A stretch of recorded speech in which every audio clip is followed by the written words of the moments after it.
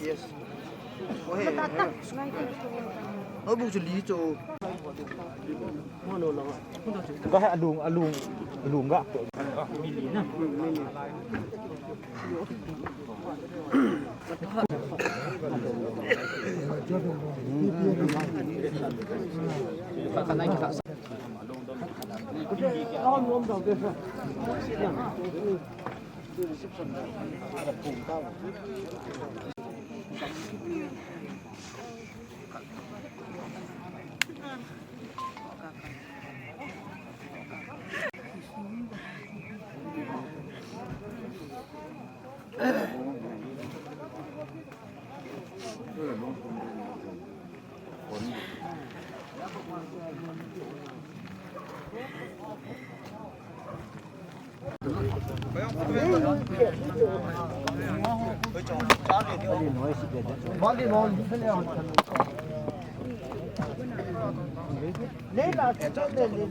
Sunai mana cakap?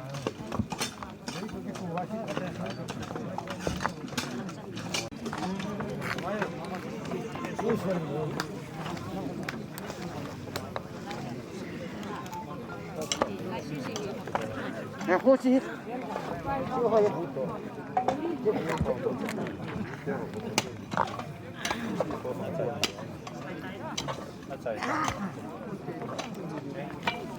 Gam ngay gam tục lên hàng ngày. Hả? Nhiều này. Trong cắt.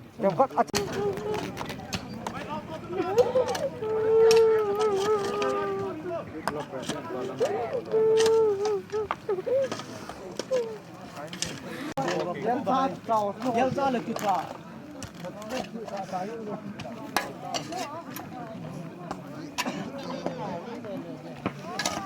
เป็นโอ้ที่ของมัน I don't know. ตกดูแล้วมันใช่แบบต้อง Kita akan bin tiwa ni bawa.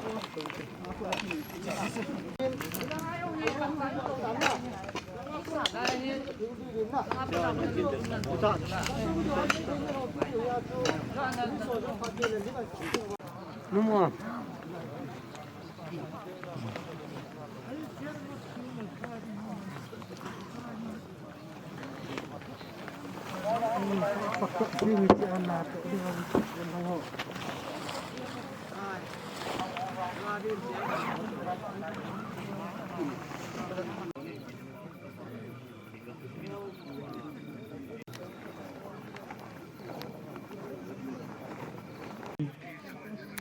Chile mi pi ho zo si zo yum na mun chi wa ko na social distance a hi lo le go chom choma guideline dung zu ya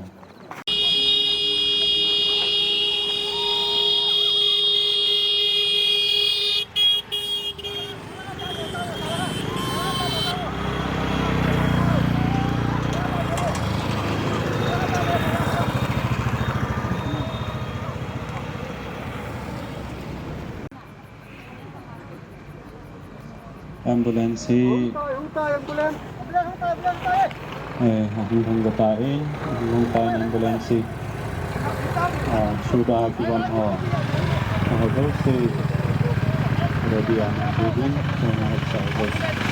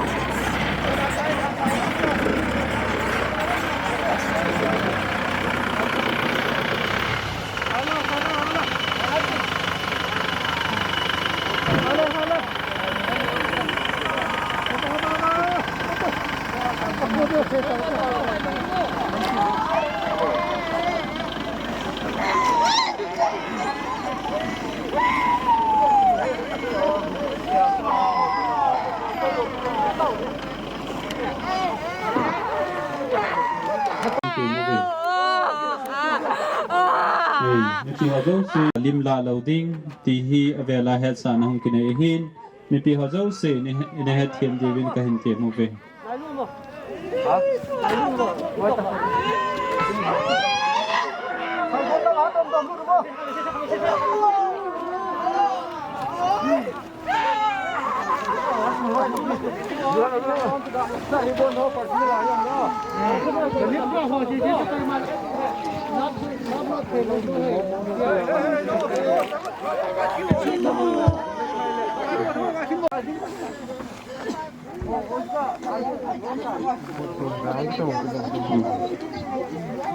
song mi te ho zong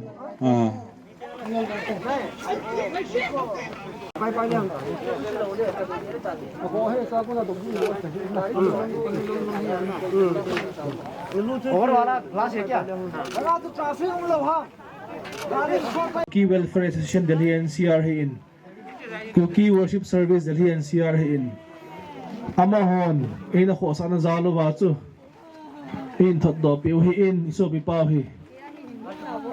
namka tui ka hong na in boy na ma cha tu lovin asam mun ge hong hungin asam hong hun tak hanin ke so ghoti in chuteng le ke wa ghoti in ghoti mina lim na nei wen ghoti muna hen le mu tak han chun an kilhon piu wen thilong ambulance an kilhon piu wen manja asam sunga manja khochung khochan ge an kilhon piu wen hilaya chun ambulance driver hoi in di Assam chuteng leke so Karbi Anglong ke so ghoti hi win driver te an ne asan an ne win hilai kon janong kilhon ki ne win kukin pinagalen chule ke so nagalen in lem na ton hone chun an kilhon pi ki ne win mauge chan in kilhon pi win in tha thung pi win mauge na chun kukin pi kangpok pi hin ke so Cedar Hills ke so General Headquarter Tapowin Cedar Hills Chief Association Sahil ka lamkay na in Tapohaw sa puin para mangin Tapow muna chun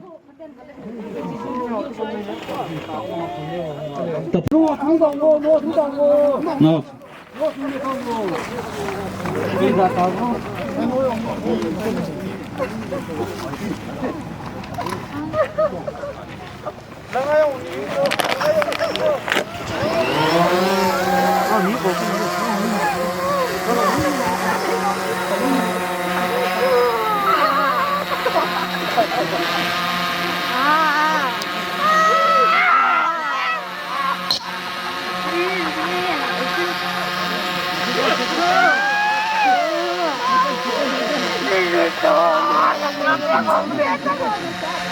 lim la ding kilom kino za moitin akichai ta hile in sung mi te ho na hin pui do ta di win ka hin te mo ve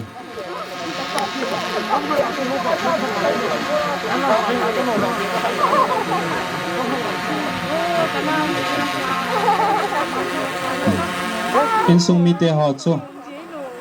na hin pui do ta di win ka hin te mo ve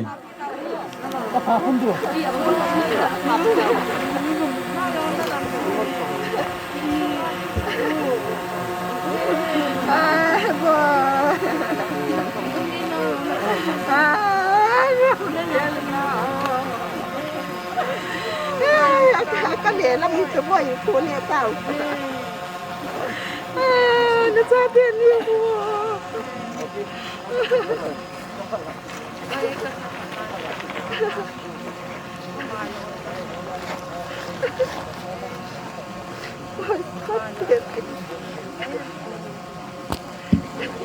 cái chân su in song phat người tàn tin nan pui do ta za le hin cái chân chun phat sa tao te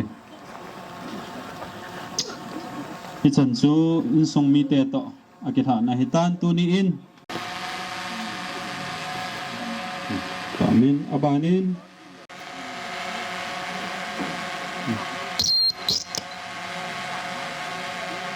abanin abana dingin in sung iwang phawin tu ni in mi tam tin hitabang nat na hi hitia ki VUILEM thei lo hin hi jong le tunia ngai lu jala mi tam pin hitabang i VUILEM thei wa chu jong le ngai lut vet sa nai bolu hi along chu ngai bolu to thakhat heta hi ngai lu jala ila so ke devin avelin ki khom ho zo se ka hin tem kit win he tu in tunia minister ai pan pi deu Reverend Khoptin Lal Hang Singh Pastor KBC number 4 ama in atua ko na hi along koi do chana hi phad hin man pi deu hi in tu in pathin phathe bo chang pumin Reverend pu in phate ho ahin kila digin phad kain pi e Om talong Dr. NEHGINPAO KIPGEN LONGDAMSA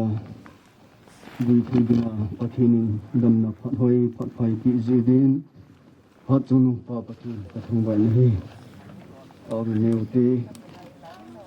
ailut sang pilai ngai lo hinjing ka pathino kai tau ka ngai lut tau kon khadinga ka so piu hi kon khadinga ka loi ka payo hin Dr. NEHGINPAO LONGDAMSA tu phat ta hi vui thấy nga kam ta jin hallelujah ka kipa ubinamin ka thangwa ni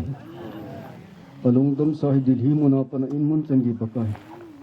boina ha sanam lo hilana hin pui jin hallelujah pakai namin ka thangwa ni mun tin angai lo mitam ta nam tin ka ngai lo ka i do be pakai hi jong ki mon ka i wa ka ngai lu sang ba asim pa nang ma in na i na ngai lu na nikil ahita jin ha chum ka pathin nung sina din jin namin ka thangwa ni tula tu hi LONGDAMSA ka bi de kon ka hin nang sunga kin khat ka thu mi pakai aji acha hinang ma in kho khan hin ka taw ni akhan khodu na ma hin gelin hin ka taw ni wan pathi na sa te taw na sang jinga na sa te thum na pi jinga na sa te thum le taw na ngai pi jinga nang man hi jing ka thum na ka taw na hinang mani sa pi ka taw ni Zao hi amen til so ho I hevin tu ni jong chu adia hi program chi bana hile avui ding hi Reverend Dr. Hu Hol ngam hin tu ni sun kitam ta in ama jong ain ko abi ki ta in chule zo ni ha lang chun KBC General Secretary pa in nanabui dihi ti ansayin pada fipo in PhD kang hintin tu adong hi amaho officer boy na layo in jinga hi Dr. Pu hi along hi iti lord ham ti cho hi ja che General Secretary pa tu KCLF lamka hi ja chama ja bui ding in tilla ahi thi ta lo asti ma in nan si hi ti pa chu Usumi ti hole sale thanga sopile na lam pai ho koma kan he sa hinten KBC officer kun jong condolence message and kanadin chule ke chulai photo na gambi number li akon jong kangai lu naw ka inaw kan thong pathen thit gul hunna lebu bon hin lebu nikile so ki heti ma bo tu ni hin Dr. NEHGINPAO long chung hin pati gon hunna ong hun te ta ajin tu ni nisim nga me kumsani la som ni la khat ni hin ke ma pakai hacha Reverend Khoptin Lal Hang Singh Pastor KBC gambi number li in thokit na nilo pi nga adingin Hichulai han monhin pa pathin chapa pathin chule thagau thi pathi min ka buitan hi pauna ne huti Teman thina phai chamlin pa jong le thilsi ka ging ta poi aji chu nang man nei thon pin na ting gol namol jol chen nei hong jing nei thamon nai hallelujah hallelujah thing chu no lo pi chung hepa thokin na ni lo pi ta nga ding chulai mon hin ka I ta Pasa lu tau pakai Dr. NEHGINPAO LONGDAMSA Nang hadsain sa layman kan buitan hallelujah ka kipa namin kathang bao ni muốn mong thề cái tu hình bậc ai muốn mong thề lo cái thu ông đi dân pa nằm mình có thằng bảo này thì thề cái tu hình thề lo cái thu ông đi dân pa nằm mình có thằng bảo này nếu không khất tiếng là nâng mà lối bia van lai rồi là van mi zanel te hot anh hùng tiếng ô bậc sẽ lại muốn ai mà rằng hepa van vô hong ki khela nang ma to van lai zala ki motor he ji ti kata sanjal pa na min ka thang vào ni ka ki po bi paka hepa ama hin ko na la do hi ta ji aji a cha nang ma in khan ko du no ma ni hin geli ka taw na ko ki na ho ji na min ka thang vào ni yen sumi te ho zo se lo mo na ha mo na hin pin ti ka taw ni ka ki po bi paka lung se ta in hepa in sumi te pa thi bo jing na ko ting zen ama condolence service um ding hi cho zo si jo kitut ke cha chi ha the ni ka taw ni pa ka he pa ban pa thi ka ki po bi pa ka ho ne hu ko so ha zo so na mai phat thi na to nang mo en ke le sa in tin thang do po mit en ngai lu a hin jing ka pa ka na Jesus Christ min ka taw he amen ale ha pa chen ko do ta hi kun in ko lu do to ke na ibu do hi tan te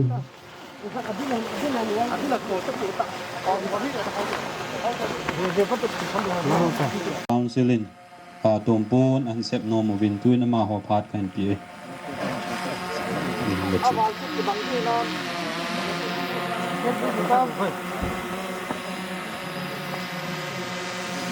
abang lu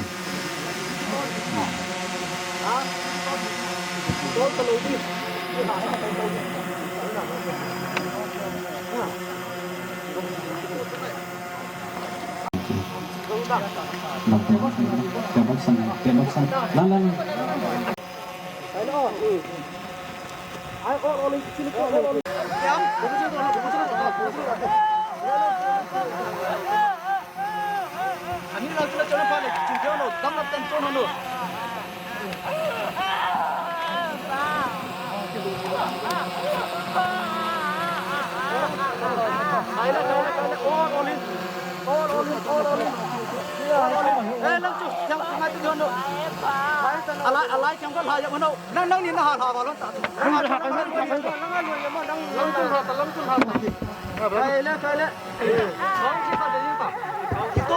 right telephone bowling win to hin jin ho kip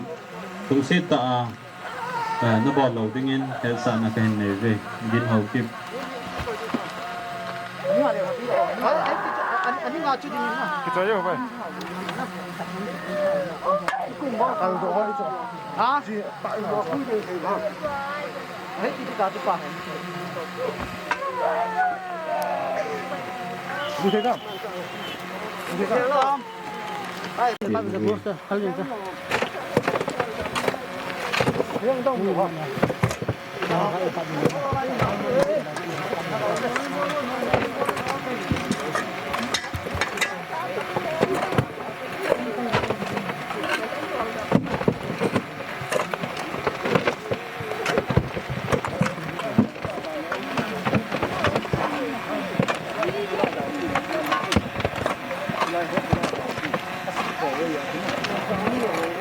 dunia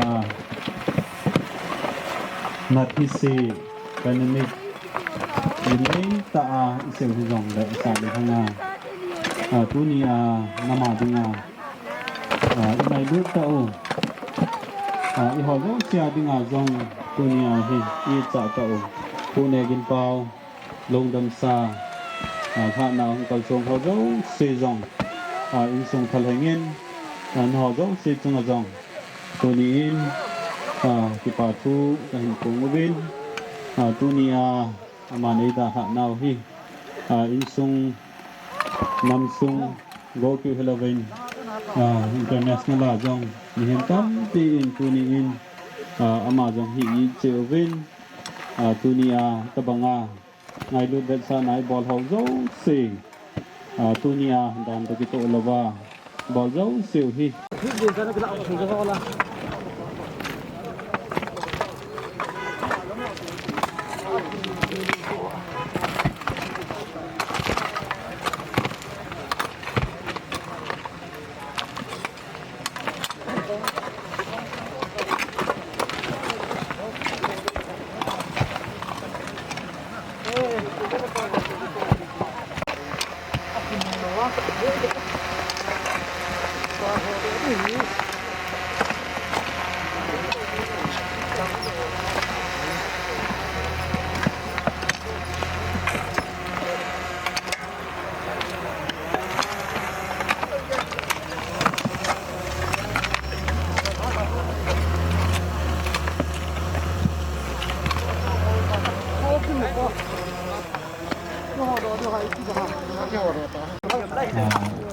เกี่ยวกับเดวิดเป็นเตียงเลย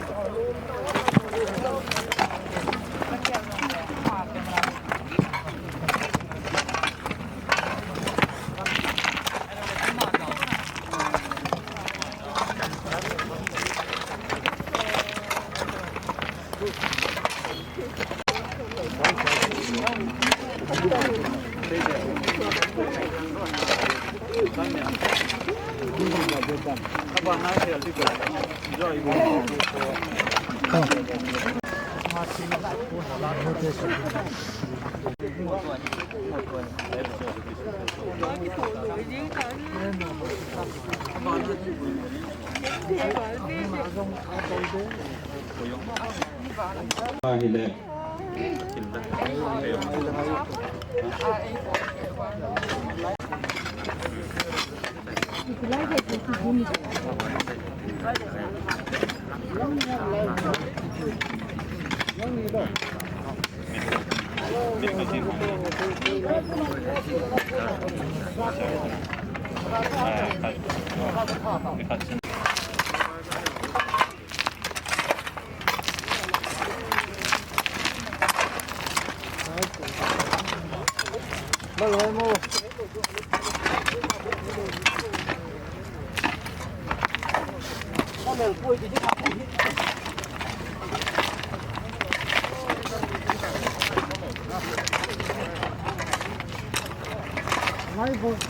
Ke hòm lẩu tam.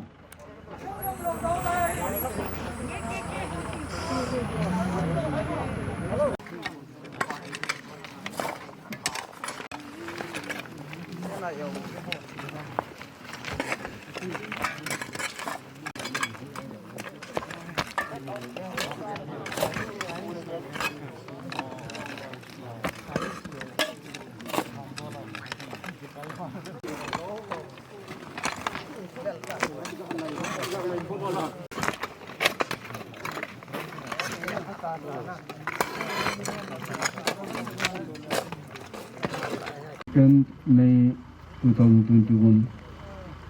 dalam senin papa masal 2 tahun ini dunia pahina hozo si tema pakai hasahi na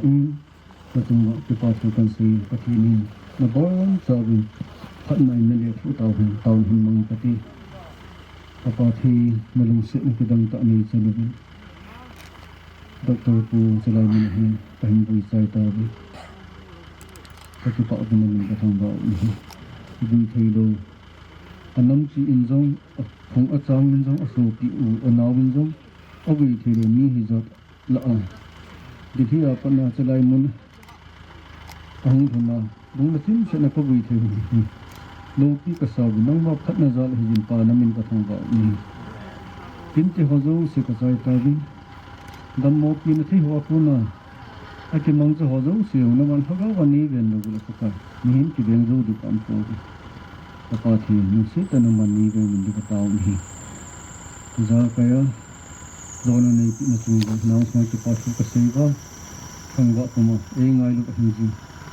kapakayong Nazaret Jesu Krista minakatao hi Amen.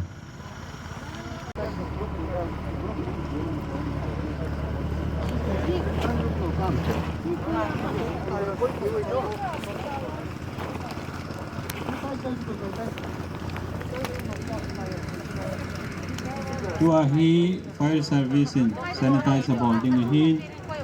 ahi thaya hi le ama ho phat pi masaw hitin ama ho phat zo ting le i hon program ho dim da na hi lang pp yong le ko no mu cha ba na ni cha Ôi gắn lột thì xin các bạn gắn đâu lột. Lột cặp điều hiến à? Lột cặp dây phải liệu à?